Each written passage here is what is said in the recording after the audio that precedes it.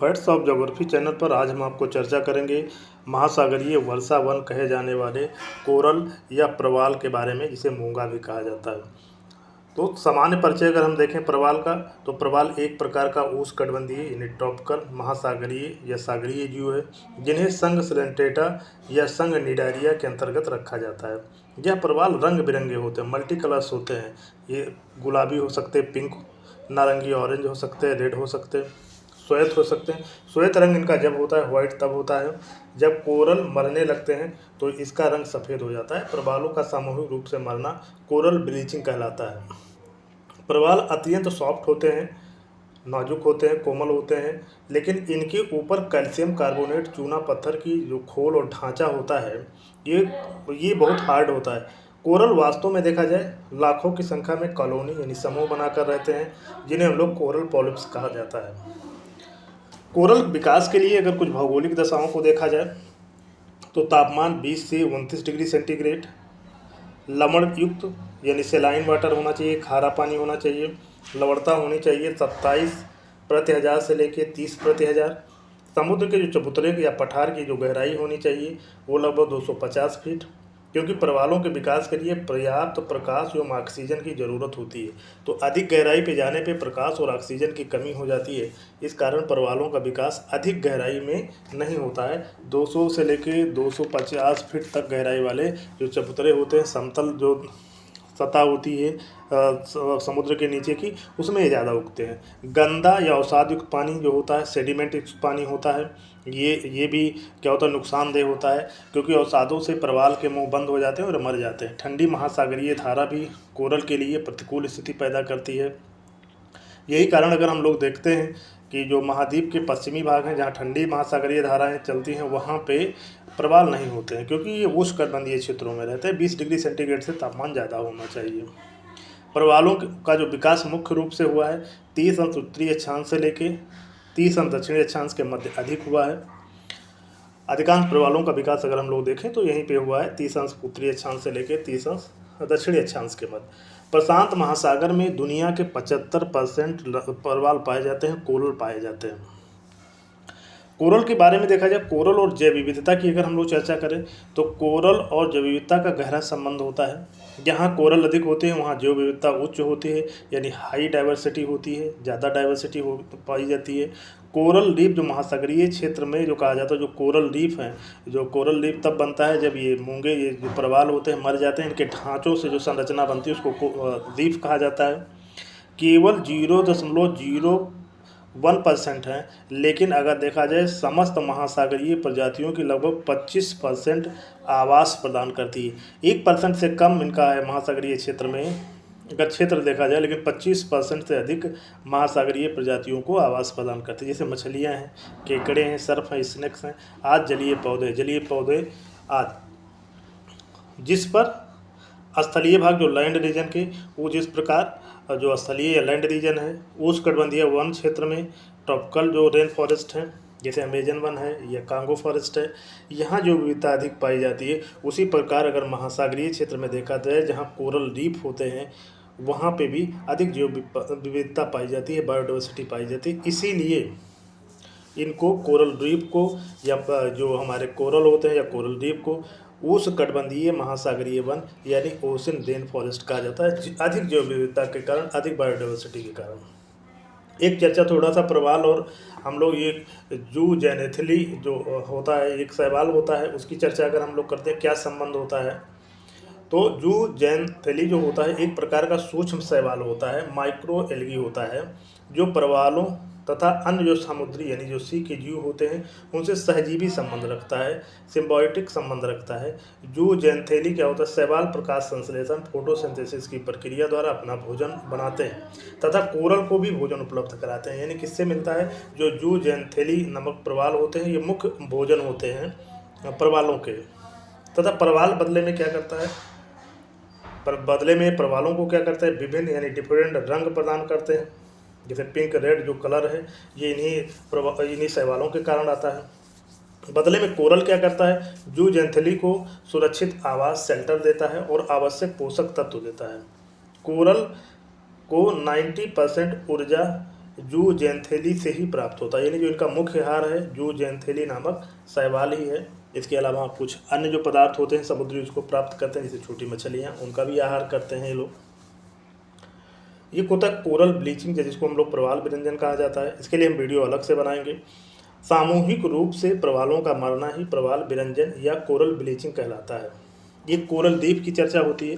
Coral द्वीप का मतलब होता है जब ये प्रवाल मरते हैं, कोरल मरते हैं, तो जो इनके कैल्शियम कार्बोनेट के ऊपरी ढांचे से जो निर्मित स्थलाकृति होती है हम लोग उसको कोरल द्वीप कहते हैं। इसके लिए भी अलग से वीडियो हम आप लोग को बनाएंगे। जहाँ जो प्रमुख जीव रहती हैं जहाँ पे कोरल रीफ होता है, मछलियाँ, ऑक्टोपस, घोंघे, शंख, केकड़ा जिसको क्रैब बोला जाता है, कछुए, टर्टिल, डॉल्फिन, समुद्री घास आदि। ये कोरल ट्रायंगल है। थोड़ा सा चर्चा आप लोग से करें। कोरल जो ट्रायंगल है यह एक से सबसे समृद्ध कोरल वाला क्षेत्र है जो पश्चिमी प्रशांत महासागर में है। इसमें 6 देश हैं: Indonesia, Malaysia, Philippines, Papua New Guinea, Solomon द्वीप और तिमोर लेस्ते है। इसका जो क्षेत्रफल देखा जाए 60 लाख वर्ग किलोमीटर है। समुद्र का जो अमेजन इनको कहा जाता है, अमेजन ऑफ द सी भी कहा जाता है इस ट्रायंगल को, और 75% से अधिक कोरल प्रजातियाँ इसी ट्रायंगल में पाई जाती हैं। जो कोरल ट्रायंगल है ये 6 देशों के मध्य है। एक बार मैं पुनः बता दूं, Indonesia, Malaysia, Philippines, Papua New Guinea, Solomon द्वीप और तिमोर लेस्ते के बीच में है। एक कुछ चर्चा और हम कोरल के संदर्भ में से करें तो ये हमने आप लोग से पहले ही बताया था कि निडारिया समूह की बात हमने किया था। तो निडारिया समूह क्या होता है? यह जलीय जो अकशेरुकी होते हैं जीवों का एक समूह है जिसमें कोरल, जेलफिश, समुद्री एनीमोन और हाइडा जैसे जीव शामिल किया जाता है। तो एक बार पुनः बताऊं कि निडारिया जो समूह होता है एक कहा जाता है अकशेरुकी का जीवों का समूह है। कई जीव इसमें पाए जाते हैं, इसमें कोरल भी है, जेलफिश भी है, समुद्री एनीमोन और हाइडा जैसे जीव इसमें शामिल है। एक पॉलिप की चर्चा होती है। पॉलिप का मतलब होता है कोरल बनाने वाले जो छोटे छोटे जीव होते हैं उनको पॉलिप कहा जाता है। ये प्रवालों के प्रकार देखा जाए तो प्रवाल वैसे कहा जाता है हजारों प्रकार के होते हैं, लेकिन को मुख्य रूप से हम प्रवालों को 2 भागों में बांटते हैं। एक कठोर प्रवाल होते हैं, हार्ड जो कोरल होते हैं। इन प्रवालों के चारों ओर क्या होता है, कैल्शियम कार्बोनेट की एक कठोर परत या खोल होती है। कठोर प्रवाल की लगभग 800 ज्ञात प्रजातियां हैं, वैराइटीज हैं। कठोर प्रवाल को रीफ बिल्डिंग प्रवाल भी कहा जाता है। थोड़ा ध्यान दीजिएगा, जो कठोर प्रवाल हैं इनके रीफ बिल्डिंग प्रवाल भी कहा जाता है, क्योंकि इन्हीं से मुख्य रूप से जो रीफ होती हैं, प्रवाल रीफ होती हैं, इनका निर्माण होता है। एक होते हैं नरम प्रवाल, ये जिनको हम लोग बोलते हैं सॉफ्ट कोरल बोलते हैं। इनके ऊपर कैल्शियम कार्बोनेट की खोल नहीं होती है। ये चमकीले रंग के पेड़ या पौधे जैसे होते हैं, जैसे चित्र में भी दिख रहा है, से मिलते जुलते हैं। नरम प्रवाल भूमध्य रेखा से लेके उत्तरी और दक्षिणी ध्रुवों तक हो सकता है। यद्यपि कहा जाता है कि जो प्रवाल मुख्य रूप से हैं ये उष्णकटिबंधीय महासागरीय क्षेत्र में पाए जाते हैं, लेकिन जो ये नरम प्रकार के प्रवाल सॉफ्ट प्रवाल होते हैं इनका विस्तार उत्तरी और दक्षिणी ध्रुवों तक महासागरों में होता है, यानी ठंडे क्षेत्रों में भी ये पाए जाते हैं। एक जो इनका मुख्य भोजन है प्रवालों का, एक बार हम फिर से आपको बता दें, जो सेंथेला शैवाल है, जो सेंथेला शैवाल इनका मुख्य भोजन है। लगभग 90% आहार इसी का करते हैं। इनसे बहुत बड़ी बड़ी स्थलाकृतियाँ बन जाती हैं, जैसे आप लोग देखते हैं जो ऑस्ट्रेलिया का उत्तरी पूर्वी भाग है, यहाँ पे देखा जाए ग्रेट बैरियर रीफ का आपको चित्र दिख रहा है। ये लगभग 1920 किलोमीटर लंबी एक रीफ बन गई है, जिसका हम आपको बताएं कि चर्चा बाद में करेंगे, अगले वीडियो में करेंगे।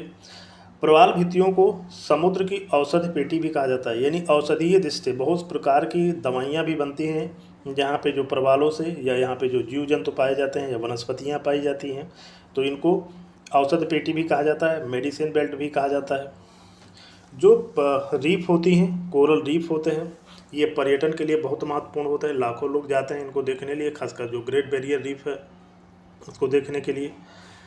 कोरल से कोरल द्वीपों का निर्माण हो जाता है। जैसे प्रशांत महासागर के जो अधिकांश आप लोग द्वीप देख रहे हैं वो मैक्सिमम का कोरल द्वीप के हैं। जो छोटे छोटे द्वीप दिख रहे हैं, जो मेलेनेशिया जो क्षेत्र है वहाँ पे ये कोरल द्वीप हैं, तो बहुत से कोरल द्वीपों का निर्माण हो जाता है।